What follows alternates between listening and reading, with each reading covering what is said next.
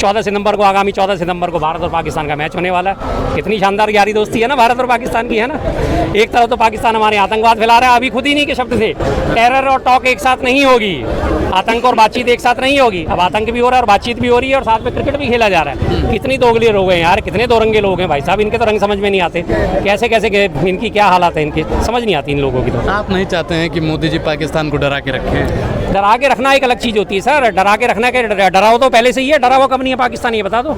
डरा हुआ तो हमेशा रहते हैं, आप उसके ऊपर एक्शन तो लो।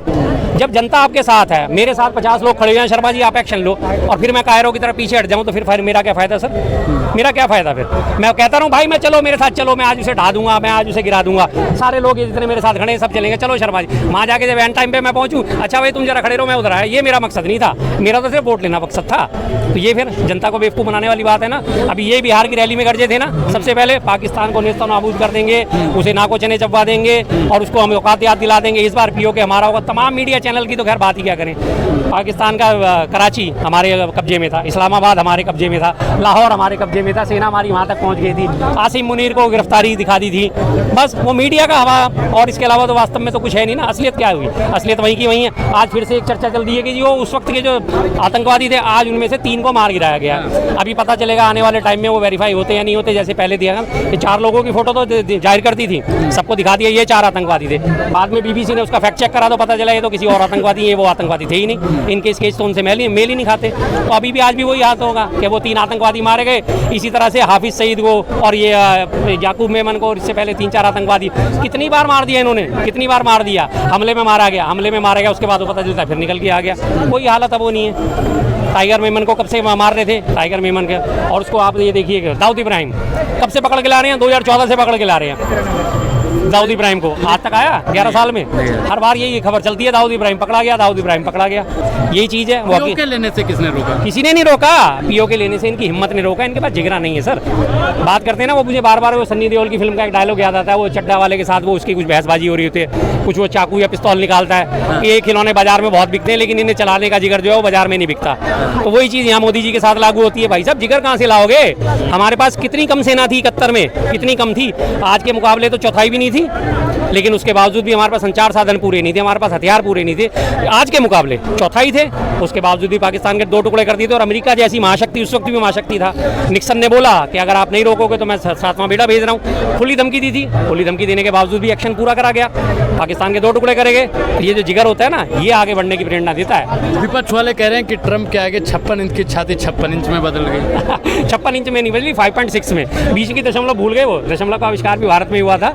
देता ना दशमलव, भारत तो धरती और चांद की दूरी का अंदाज लगाना मुश्किल था, वो दशमलव बीच में लगाना भूल जाते हैं बस। क्योंकि बीजेपी की खासियत क्या है ना, भूखी जनता पार्टी, लोगों के रोजगार खा जाती है, लोगों का भाईचारा खा जाती है, लोगों के अन्न खा जाती है, और सबसे ज़्यादा खाने की इनकी आदत क्या है, क्लिप खाने की और बयान खाने की।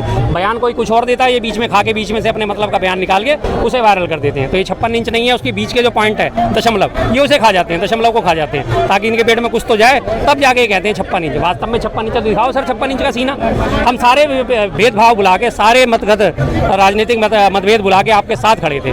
22 अप्रैल को हमला हुआ था, 24 अप्रैल को हमारी कांग्रेस CWC की बैठक हुई। CWC की बैठक में संवेद स्वर में स्वर पारित हुआ, हम सरकार के साथ हैं, हम देश के साथ हैं, पाकिस्तान को सबक सिखाइए। तमाम विपक्षी पार्टी, इंडिया गठबंधन, सब ने एक ही सुर में कहा था, बच्चा बूढ़ा जवान नौजवान औरत, सब ने एक ही सुर में कहा था, सिखाओ पाकिस्तान को सबक, कर दो इस बार इसको उसका नेस्तनाबूद। लेकिन हुआ क्या? ट्रंप साहब आए, लठगाड़ा, व्यापार नहीं करूंगा अगर आपने सीज फायर नहीं। आप ट्रंप को कह रहे हो, राजनाथ जी ने जब स्पष्ट कर दिया कि ट्रंप का इसमें कोई योगदान नहीं, फिर भी आप खुल के कहो ना सर, प्रेस कॉन्फ्रेंस करो ना। बैठो, एक प्रेस कॉन्फ्रेंस करो, BBC को बुलाओ, रॉयटर को बुलाओ, ANI को बुलाओ, PTI को बुलाओ, तमाम इंटरनेशनल न्यूज एजेंसी है। जैसे ट्रंप सीना ठोक के कह रहा है, वैसे आप भी 56 इंच के वास्तव में अगर हो, 56 इंच के सीना ठोक के करो एक प्रेस कॉन्फ्रेंस और बोलो ट्रंप का इसमें कोई हाथ नहीं है, ट्रंप का इसमें कोई रोल नहीं है, जो करा हमने करा, जो करना हमारी सेना ने करा, जो करा हमारे DGM ने करा। बोलो एक बार, प्रेस कॉन्फ्रेंस करके दिखा दो, सदन में आके खुल के बयान दो।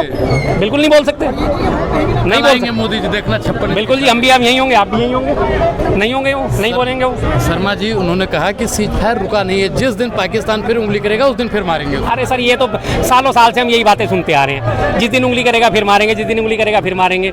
ये वो बंदर वाली बात है कि बंदर घुड़की आता है, बंदर आता है थप्पड़ मार के चलाता है, फिर तुम उसके पीछे भागते हो। बंदर आता है डालों पे कूदता फांदता नीचे आता है, फिर थप्पड़ मार के चलाता है, फिर तुम आगे उसके पीछे भागते हो। अरे कर दो यार, एक बारी में नेस्ता नाबूद खत्म करो ना मामले को, लेकिन नहीं करेंगे क्योंकि इन्हें अपनी राजनीतिक रोटी सेकनी है सर। एक बहुत छोटी सी कहानी सुनाता हूँ मैं आपको, वो आपको याद में पहले भी सुनाई थी मैंने।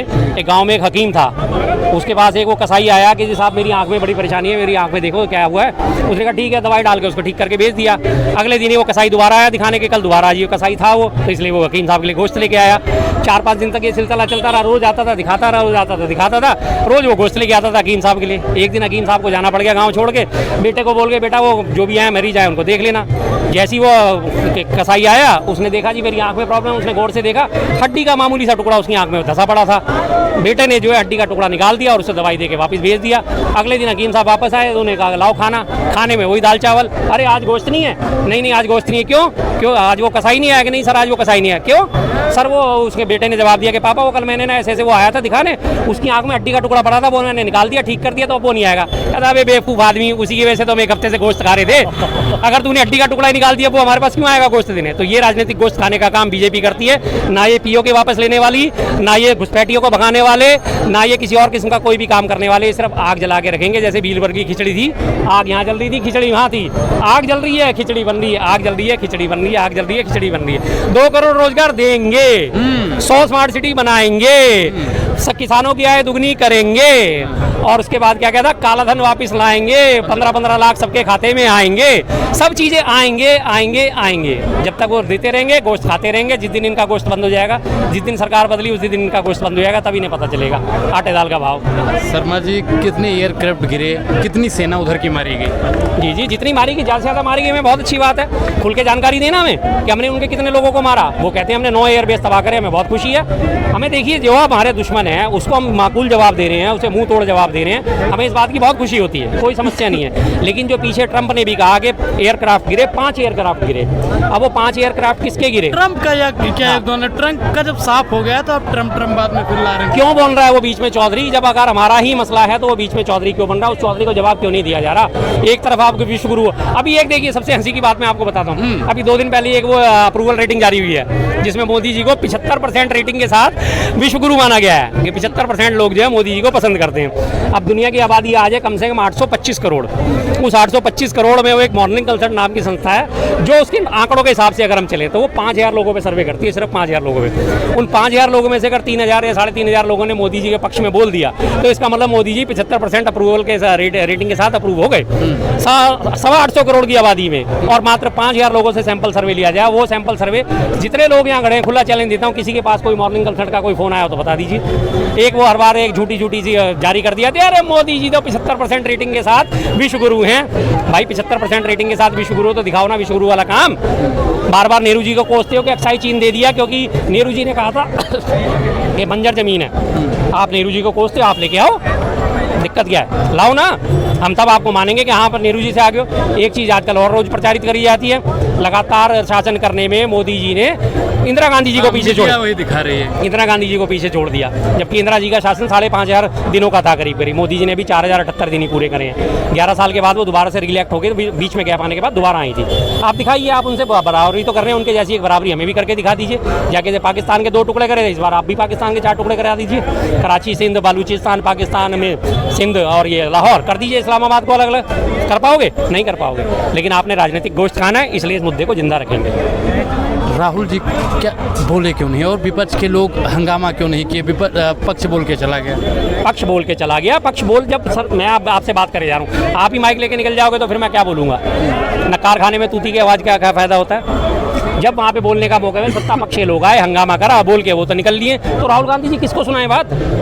आप ही मेरे सामने खड़े हो, मेरे से सवालों के जवाब मांग रहे हो, मोदी जी का मेरे सवालों के जवाब मांग रहे हो और मैं जवाब देने लगूँ, आप यहाँ से निकल लो। फिर छोटे छोटे उदाहरण देता हूँ मैं, बिल्कुल ज़्यादा बड़े नहीं देता। तो मैं क्या बोलूँगा सर? मैं अकेला खड़ा यहाँ पे बोलता हूँ, सदन में खड़ा अकेला बोलता हूँ। बातों का जवाब दे सकते थे ना। गौरव गोगोई जी थे ना उस टाइम में, वो दे रहे थे जवाब। जो एक से राहुल गांधी क्यों नहीं बोले? गौरव गोगोई दे रहे थे, उसके बाद जरूरत पड़ी थी राहुल गांधी भी देंगे। आइए ना, कद्दावर नेता राहुल गांधी एलओपी हैं, शैडो प्रधानमंत्री कहा जाता है। प्रधानमंत्री खड़े होंगे बोलने के लिए, राहुल गांधी जवाब भी देंगे। आए तो सही, सामना तो करें, सामना तो करें राहुल गांधी जी का, एक बार सामना तो करें, सामना तो करें राहुल गांधी जी का। जैसे उन्होंने कहा था संसद आहूत होगा, हम पहले सवाल उठाएंगे। पहले दिन ही मोदी जी अंदर घुसते ही जैसे राहुल जी अंदर जा रहे थे और मोदी जी बाहर निकल गए थे। आपने देखा ना सबने, क्यों नहीं करा आमना सामना? मोदी जी ने 56 इंच है भैया, सीना चौड़ा करके सामना करना चाहिए था। वैसे तो आप उन्हें बड़ा कहते हो, कौन राहुल, कैसा राहुल? सामना करने का टाइम आता है आप सदन छोड़ के निकल लेते हो, रणछोड़दास बन जाते हो।